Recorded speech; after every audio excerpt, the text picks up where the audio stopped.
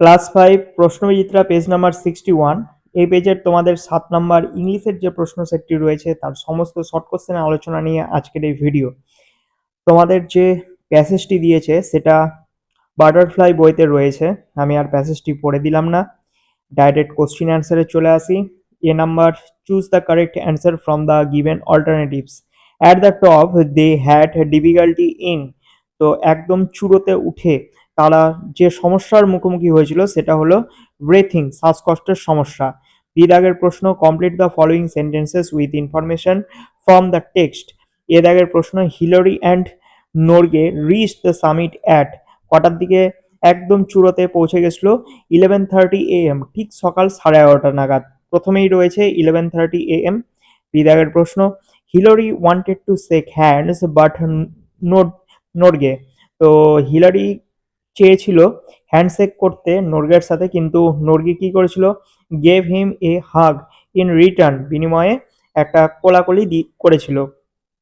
C দাগের প্রশ্ন, they stayed at the summit briefly because. তারা একদম চূড়োতে পৌঁছে কিছুক্ষণ থেকেছিল। কি কারণে থেকেছিল? Because of their low oxygen supply, কারণ সেখানে তাদের কি অক্সিজেনের পরিমাণটা কমে গেছিল বলে। ডি দাগের প্রশ্ন, they spend their time in.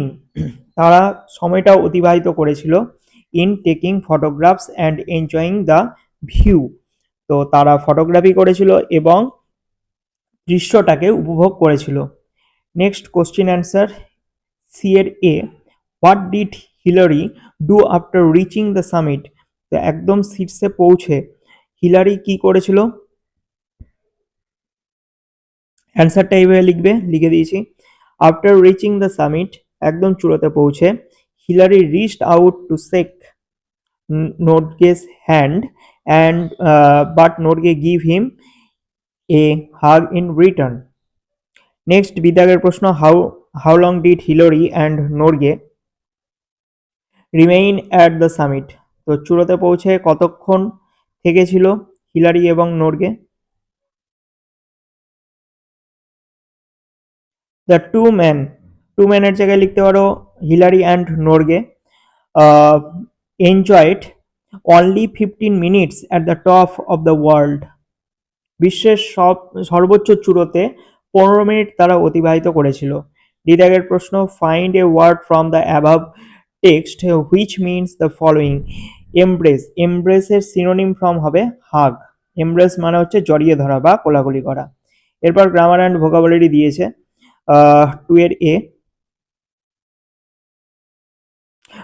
A, he is an MP. বিদাগের প্রশ্ন, this is a unique story. C number, Rana is an honest boy. তারপর 3 দাগের প্রশ্ন, change the gender of the following words. A number, gander হবে goose. B number, bitch হবে dog. Bitch মানে হচ্ছে মেয়ে কুকুরকে বোঝায়, বিচ হচ্ছে মেয়ে কুকুরকে বোঝায়, আর ডগ হচ্ছে ছেলে কুকুরকে বোঝায়, আর গুস হচ্ছে রাজহংসী। 4 নাম্বার হচ্ছে write the plural form of the following words. Thief হবে থিপস, তারপর বডি হবে bodies. Do as directed. A number, man is mortal, underline the common noun in the given sentence. Man হবে হচ্ছে common noun.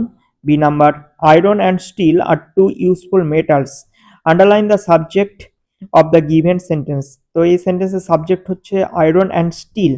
সিদাগের প্রশ্ন, how beautiful the flowers আর।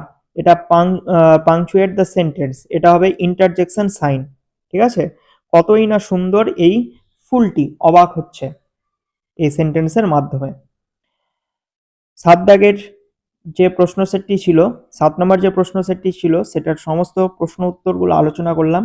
ভিডিওটি যদি ভালো লেগে থাকে অবশ্যই একটা লাইক করবে। চ্যানেলে যদি নতুন হও চ্যানেলটিকে সাবস্ক্রাইব করো। যদি কোনো প্রশ্নে ডাউট থেকে থাকে অবশ্যই আমাকে কমেন্টে লিখে জানাও।